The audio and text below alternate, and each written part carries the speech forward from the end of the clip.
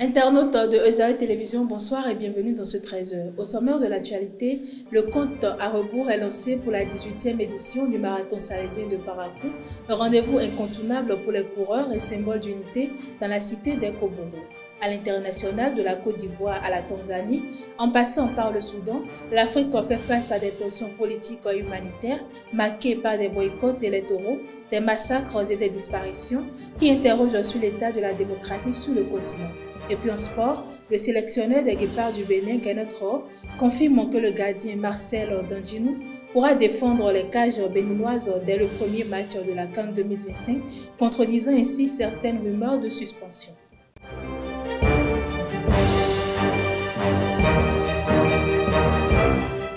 Bonsoir chers internautes, comme je l'ai annoncé tout à l'heure dans le sommaire, le compte à rebours est lancé pour la 18e édition du marathon salésien de Parakou. Une compétition devenue au fil des ans un rendez-vous incontournable pour les amateurs de course à pied, mais aussi un symbole d'unité de partage dans la cité d'Ekoboro. L'annonce officielle a été faite lors d'une conférence publique, marquant ainsi le début d'une nouvelle aventure sportive et spirituelle. Reportage signé avec Ombeto et Mouidine Lawani. 42 km 195, 21 km 5 et 10 km, le compte à rebours est désormais lancé pour la 18e édition du marathon salésien de Parakou qui se tiendra le 14 février prochain. Cet événement, organisé depuis 18 ans par les Oblats de Saint-François de Sales, attire un large public à Parakou. L'annonce de cette édition a été faite lors d'une conférence publique ce mercredi 5 novembre cette année. Le marathon s'articule autour du thème « Quand nous sommes combattus par quelques vices, embrassons la vertu contraire ». Le Tout-Puissant, le bon Dieu, nous a donné la grâce de vivre la 17e édition. Et il nous donne par la même occasion une nouvelle grâce de participer à la 18e édition avec le thème que nous avons entendu. Quand nous sommes combattus par quelques vices, embrassons la vertu contraire. Une citation de Saint François de Sales qui est une invitation, comme l'a dit le Père Luc, à pouvoir non seulement travailler sur soi-même pour révéler le meilleur de soi-même, mais choisir l'essentiel pour aller de l'avant. Et oser courir un marathon, c'est choisir aller de l'avant. Lors du lancement, le président de la Ligue d'athlétisme Borgou Alibori a surpris l'auditoire en dévoilant une nouveauté qui promet de transformer l'expérience de l'événement. Pour cette édition, il y a du spécial. Il y a encore de plus, le marathon Dio. C'est-à-dire, ce marathon est couru par deux personnes, deux athlètes. Le premier athlète prend le départ, il fait les 21 et quelques et remet le témoin au deuxième athlète qui fait le reste. De nombreux partenaires étaient présents et tous ont exprimé leur soutien indéfectible à cette initiative, encourageant la population à y participer en grand nombre. L'objectif du marathon s'aligne sur l'une des missions de la Fondation Hubert Vinciane. La Fondation, dans ses activités, met en œuvre un projet de lutte contre les maladies non transmissibles. Et quand on parle de maladies non transmissibles, on parle d'activité sportive. Et l'activité sportive aussi rassemble les jeunes, n'est-ce pas, de la communauté. Et c'est une activité, le marathon permet d'améliorer le bien-être des populations. La BOA Bénin est un sponsor officiel du marathon depuis déjà 17 années. Et on est content d'être invité encore une fois pour ce marathon. L'Africaine des assurances est toujours présente à cette occasion pour l'accompagner. Alors nous sommes là pour couvrir les risques éventuels qui peuvent survenir à l'occasion de ce marathon. Précisément en matière de couverture des risques d'accident qui peuvent survenir. Outre l'aspect sportif, le marathon salésien 2026 de Parakou se présente comme une véritable célébration de la cohésion, l'amour, l'harmonie et le vivre ensemble. La haute autorité de l'audiovisuel et de la communication a poursuivi ce jeudi 6 novembre à Boycon son séminaire de formation des animateurs d'émissions interactives. Les travaux axés sur la déontologie et l'éthique journalistique ont permis aux participants de mieux comprendre les exigences de neutralité, d'impartialité et de véracité de l'information. Les communications animées par Julien Paki et Morilo Agoku ont également insisté sur la gestion des fake news et l'importance du respect des règles professionnelles dans les médias.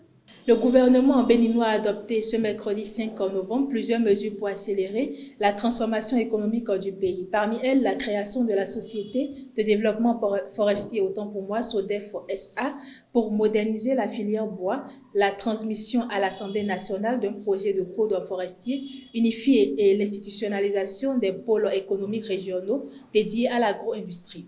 Des études sont également lancées pour la construction de 80 retenues d'eau à usage agricole et pastoral. Ces décisions confirment la volonté de l'État d'ancrer durablement le développement du Bénin dans la valorisation des ressources locales et la promotion d'une économie verte et compétitive. Passons à la page internationale de la Côte d'Ivoire à la Tanzanie en passant par le Soudan. L'Afrique fait une nouvelle fois face à des tensions politiques et humanitaires qui interrogent sur l'état de la démocratie. Boycott électoral, massacre, disparition, trois actualités qui traduisent un même malaise, celui d'un continent encore marqué par la violence, la peur et l'impunité. Plus de détails avec Héroïne Papana. De la Côte d'Ivoire à la Tanzanie, en passant par le Soudan, l'actualité africaine révèle une constante inquiétante. La fragilité des institutions, la défiance politique et la banalisation de la violence. Trois situations, trois visages d'un même malaise démocratique. En Côte d'Ivoire, la décision du Parti des peuples africains Côte d'Ivoire, PPACI, de boycotter les élections législatives du 27 décembre traduit un profond désenchantement politique. En évoquant un climat délétère et l'absence de conditions d'un scrutin crédible, la formation de Laurent Gbagbo remet sur la table la question de la confiance électorale. Le pays, pourtant sorti de la guerre civile et de la crise post-électorale de 2010, peine encore à tourner la page des divisions politiques. L'invalidation de la candidature de Gbagbo à la présidentielle d'octobre dernier a ravivé le sentiment d'exclusion d'une partie de l'électorat. Le choix du boycott, si se veut protestataire, risque néanmoins de fragiliser davantage la représentation démocratique et de creuser le fossé entre pouvoir et opposition.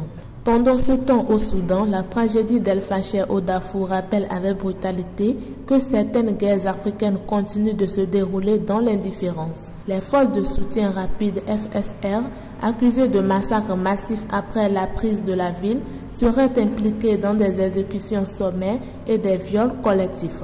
Des images satellites ont révélé des fosses communes et les vidéos diffusées par les paramilitaires eux-mêmes témoignent d'une cruauté assumée. La libération d'Abou Loulou, surnommé le boucher du siècle malgré les accusations de crimes de guerre, illustre la faillite de la chaîne de responsabilité. Face à ces atrocités, les appels des organisations internationales à une enquête urgente peinent à se traduire en actes, laissant les populations dans la terreur et le désespoir. En Tanzanie, les blessures sont plus silencieuses mais tout aussi profondes. Après les violences post-électorales du 29 octobre, les familles cherchent encore les corps de leurs proches disparus. L'opposition parle de milliers de morts tandis que les autorités gardent le silence. Des ONG soupçonnent l'armée d'avoir procédé à des enterrements secrets pour effacer les traces de la répression. Ce mutisme institutionnel, doublé d'un climat de peur, prive les familles de vérité et de deuil. Là encore, c'est la confiance de l'État de droit qui vacille. Trois pays, trois contextes, mais une même réalité. C'est d'une démocratie menacée par la violence, la peur et l'impunité. L'Afrique avance certes, mais trop souvent sur des braises encore chaudes. Tant que la justice restera sélective, que la vérité sera étouffée et que la voix du peuple sera perçue comme un risque plutôt qu'une richesse, le continent peinera à transformer cette transition politique en véritable conquête démocratique.